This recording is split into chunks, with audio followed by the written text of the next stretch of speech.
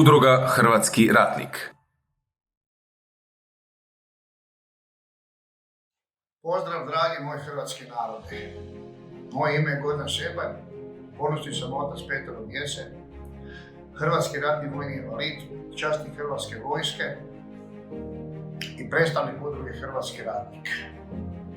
Udruga Hrvatski ratnik osnovana je 5.3. ove godine sa željom da se ujedine svi ljudi željne promjene i svi koji znamo da hrvatski narod može i mora bolje. Hrvatski ratnici nisu samo ratnici s puškama. Hrvatski ratnik je svaka majka i baka koja se bori za budućnost svoje djece, svaki otac i djed koji ne žele gledati kako se njihov narod krade i laže.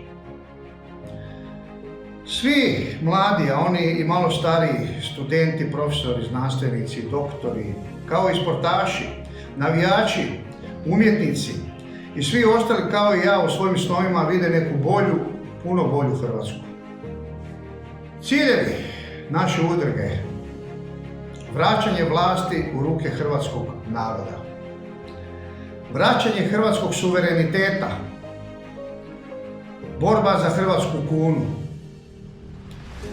sprečavanje i iseljavanje hrvatskog naroda i povratak svih onih koji su otišli, decentralizacija Hrvatske, jačanje hrvatskog sela i ruralnih dijelova, poticanje proizvodnje domaće ekološke hrane, sprečavanje prodaje hrvatske zemlje, mora, vode i svih ostalih resursa, borba za slobodu svakog pojedinca i pravo na izbor, sprečavanje svih oblika trovanja naroda putem vode, zraka, hrane i cjepiva.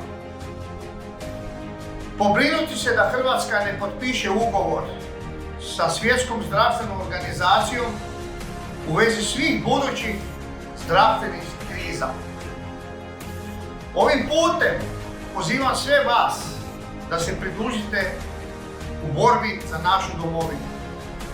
Posebno apeliram na sve one prave hrvatske branitelje koji se nisu borili za ovakvu zemlju.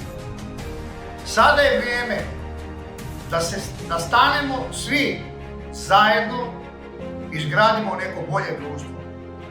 To smo dužni svim onima koji su dali živote za ovu domovinu, da bi nama bilo bolje i za svu djecu koju treba imati svijetlu budućnost ispred sebe.